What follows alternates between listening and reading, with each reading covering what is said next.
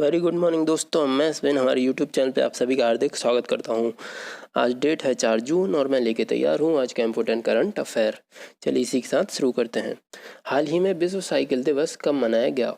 विश्व साइकिल दिवस मनाया गया 3 जून को। इसका जो उद्देश्य था वह यह था समुदाय के सभी वर्गों के बीच साइकिल को बढ़ावा देना, साइकिल के इस्तेमाल को बढ़ावा देना। अप्रैल 2018 में यूनाइटेड नेशन की जनरल असेंबली ने 3 जून को इंटरनेशनल बाइसिकल डे के रूप में घोषित किया। इसके कुछ अन्य उद्देश्य भी हैं, जो बच्चों व युवाओं के लिए बुनियादी शिक्षा को मजबूत बनाना, बीमारी की रोकथाम कराना, स्वास्थ्य को बढ़ावा देना, सहनशीलता, आपसी समझ एवं सम्मान को बढ़ावा देना। बात की जाए यूनाइटेड नेशन की, इसकी स्थापना 1945 में की गई थी। वर्तमान में इसके सेक्रेटरी जनरल हैं एंटोनियो गुटेरेस। सदस्य देशों की संख्या है 193। इसी के साथ हमारा अगला क्वेश्चन। हाल ही में पूर्व अंतर्राष्ट्रीय कोच जयंती लाल नानोमा का निधन हो गया है। वह किस खेल से संबंध रखते थे? यह संबंध रखते थे तीरंदाजी से। इन्होंने वर्ष 2010 में एशियन कप व एशियन ग्रैंड प्रिक्स में व्यक्तिगत व टीम के साथ तीरंदाजी में पदक जीते थे और वर्तमान में तीरंदाजी कोच बनने के बाद इन्होंने राजस्थान के कई राष्ट्रीय व अंतर्राष्ट्रीय तीरंदाजों को तैयार किया था। इसी के साथ हमारा अगला क्वेश्चन। सीवी जॉर्ज को किस देश में भारत का नया राजदूत नियुक्त किया गया? सीवी जॉर्ज को कुवैत में भारत का नया राजदूत नियुक्त किया गया। बात की जाए कुवैत की, यह कुवैत की स्थिति है वर्ल्ड मैप पे आप देख सकते हैं। यह एक एशियन कंट्री है। इसकी जो राजधानी है वह है कुवैत सिटी। मुद्रा है कुवैती दीनार। कुवैती दीनार दुनिया की सबसे ज़्यादा वैल्यू वाली मुद्रा है। अगर इंडियन रुपीज़ में इसकी वैल्यू की बात की जाए तो एक कुवैती दीनार बराबर होता है 241.13 रुपीज़। सीवी जॉर्ज के पहले जो कुवैत के में भारत के राजदूत थे वह थे के जीवा सागर। आपने एक टर्म सुना होगा, कुछ देशों में नियुक्त किए जाते हैं राजदूत एवं कुछ देशों में नियुक्त किए जाते हैं उच्चायुक्त। तो इन दोनों के बीच के मध्य के अंतर को समझने के लिए कोशिश करते हैं। सबसे पहले बात करते हैं राजदूत के बारे में। राजदूत या एम्बेसडर यह एक ऑफिशियल एनवॉय होता है। यह हाईएस्ट रैंकिंग डिप्लोमेट्स होते हैं जो अपने देश को दूसरे देश में रिप्रेजेंट करते हैं। इनका जो कार्य होता है वह दोनों देशों के संबंधों को सुधारना एवं दोनों देशों के मध्य होने वाले व्यापारिक डीलों की में मीडिएटर का कार्य करते हैं।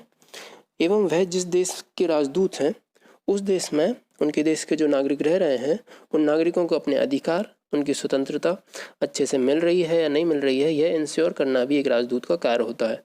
अब बात की जाए उच्चायुक्त या हाई कमिश्नर की। उच्चायुक्त या हाई कमिश्नर कॉमनवेल्थ कंट्रीज़ में नियुक्त किए जाने वाले राजदूत ही होते हैं। इन दोनों का कार्य सेम होता है, लेकिन ये कॉमनवेल्थ कंट्रीज़ में नियुक्त किए जाते हैं। वर्तमान में कॉमनवेल्थ कंट्रीज़ हैं 53। और इनकी बात की जाए, जिन देशों में ब्रिटिश शासन ने अपनी कॉलोनीज बनाई थी वह कॉमनवेल्थ कंट्रीज़ के अंतर्गत आती हैं। वर्तमान में 53 कंट्री हैं। चलिए इसी के साथ बढ़ते हैं हमारे अगले क्वेश्चन की तरफ। हाल ही में भारत सरकार ने किस योजना की शुरुआत की है? हाल ही में भारत सरकार ने पीएम स्वनिधि योजना की शुरुआत की है। इस योजना का लाभ रेहड़ी पट्टी वाला व छोटी मोटी दुकान लगाकर अपनी आजीविका चलाने वाले लोगों को मिलेगा। इस योजना के अंतर्गत 10,000 रुपये का कर्ज दिया जाएगा और इस योजना से शहरी इलाकों में ऐसे 50 लाख से अधिक कारोबारियों को लाभ पहुंचाने का लक्ष्य रखा गया है और इस योजना की जो अवधि है वह मार्च 2022 तक की है। इसी के साथ हमारा अगला क्वेश्चन।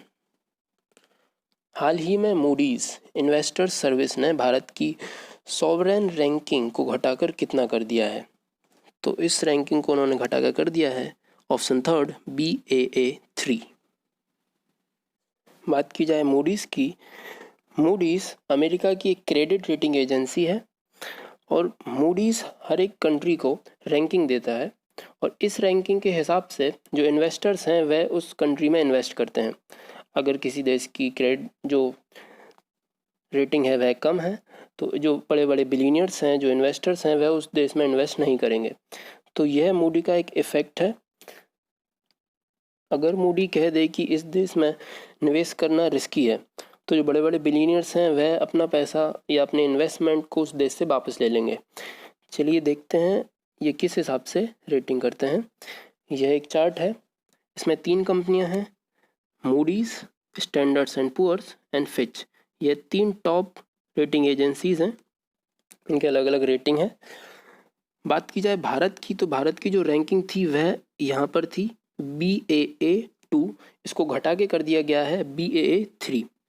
अगर देखा जाए तो ये जो एरो बना हुआ है, इसके नीचे जो भी कंट्रीज़ हैं वह जंग के अंदर आती हैं, मतलब इन कंट्रीज़ में इन्वेस्ट करना एक बहुत बड़ा रिस्क का फैक्टर है। तो भारत की जो अर्थव्यवस्था है वह कोरोना वायरस के चलते काफ़ी नीचे आ गई है, इसलिए क्रेडिट रेटिंग एजेंसी ने उसकी जो रैंकिंग है उसको घटा दिया है और BAA3 पर उसको लाके खड़ा कर दिया है। अगर मूडीज किसी कंट्री को हाईएस्ट रेटिंग देता है, मान लीजिए वह AAA या AA1 रेटिंग देता है, तो उस देश में जो बड़े बड़े इन्वेस्टर्स हैं, बड़े बड़े बिलीनियर्स हैं, अपना पैसा इन्वेस्ट करेंगे। वर्ल्ड बैंक, IMF उसको बड़े बड़े लोन देगा, जिससे उस देश का विकास होगा, विकास एवं वह देश विकसित एवं समृद्ध बनेगा। चलिए इसी के साथ बढ़ते हैं हमारे अगले क्वेश्चन पर। सुशील कुमार सिंघल को किस देश में भारत का नया उच्चायुक्त नियुक्त किया गया है? जैसा कि मैंने थोड़ी देर पहले बताया था, उच्चायुक्त यह कॉमनवेल्थ कंट्रीज में नियुक्त किए जाते हैं। तो यह है पापुआ न्यू गिनी। यह पापुआ न्यू गिनी की स्थिति है, जैसे कि आप मैप पे देख सकते हैं, यह एक कॉमनवेल्थ कंट्री है। सुशील कुमार सिंघल जगह लेंगे विजय कुमार की। और बात की जाए पापुआ न्यू गिनी के बारे में, पापुआ न्यू गिनी की जो राजधानी है वह है पोर्ट मोर्सेवी। मुद्रा जो प्रचलित है वह है कीना। पापुआ न्यू गिनी व ऑस्ट्रेलिया के बीच में अगर यहाँ बात की जाए, यहाँ एक जल संधि पाई जाती है जिसे बोलते हैं टॉरस जल संधि। यह क्वेश्चन एग्जाम्स में आता है कि पापुआ न्यू गिनी एवं ऑस्ट्रेलिया के बीच कौन सी जल संधि पाई जाती है, तो उसका आंसर होगा टॉरस जल संधि। चलिए इसी के साथ हमारा अगला क्वेश्चन। हाल ही में भारत के किस मंत्रालय ने मेडिसिन एंड होम्योपैथी कमीशन बनाने की घोषणा की है? यह मंत्रालय है आयुष मंत्रालय। Commission for medicine and homeopathy या आयुष मंत्रालय के अधीन बनाया जाएगा। गाजियाबाद में आयुष मंत्रालय के 2 लैब हैं, इन दोनों लैबों को भी इस कमीशन के अंतर्गत मर्ज कर दिया जाएगा। बात की जाए आयुष मंत्रालय में जो आयुष बर्ड है उसकी, तो यह बर्ड आयुर्वेदिक, योगा, नेचुरल, यूनानी, सिद्धा, होम्योपैथी से मिलकर बना है। वर्तमान में जो हमारे आयुष मंत्री हैं वह हैं श्रीपद यसो नायक। इसी के साथ हमारा अगला क्वेश्चन। हाल ही में रवीश कुमार को किस देश में भारत के नए राजदूत के रूप में नियुक्त किया है? यह देश है फिनलैंड।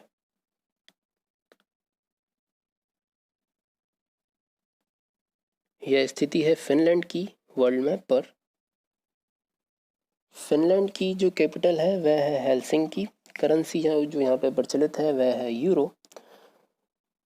फिनलैंड को लैंड ऑफ 1000 लेक्स कहा जाता है। यह क्वेश्चन एग्जाम में आता है कि लैंड ऑफ 1000 लेक्स किस कंट्री को कहते हैं, तो उसका आंसर होगा फिनलैंड।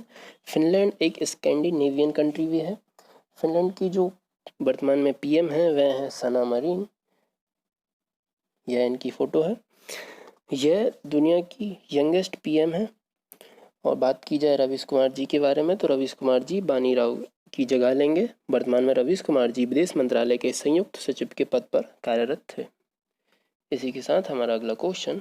हाल ही में गायत्री कुमार को किस देश में भारत के नए उच्चायुक्त के रूप में नियुक्त किया है? यह देश है ब्रिटेन। बात की जाए ब्रिटेन के बारे में, यह ब्रिटेन की स्थिति है मैप पर, जैसा कि आप देख सकते हैं।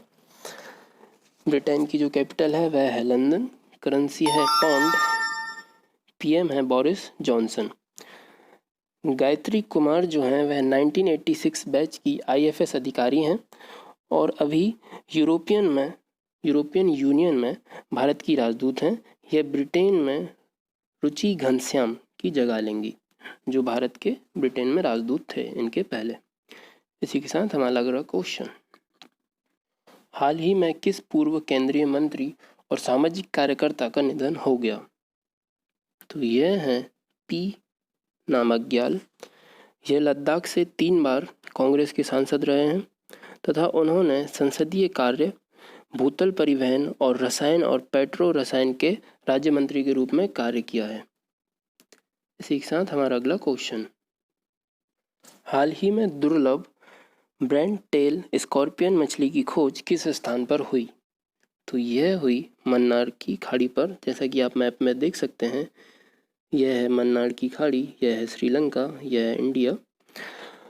Central marine fisheries research institute के शोधकर्ताओं ने मन्नार की खाड़ी के तट पर इस मछली को पाया है।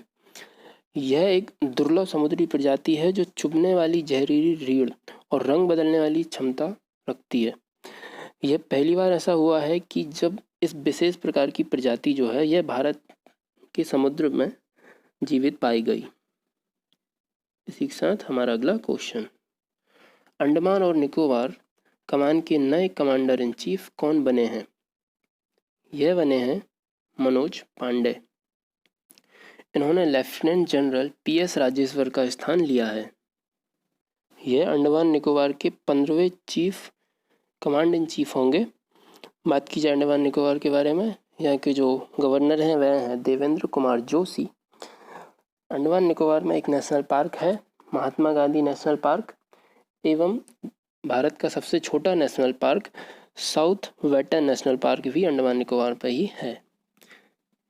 इसी के साथ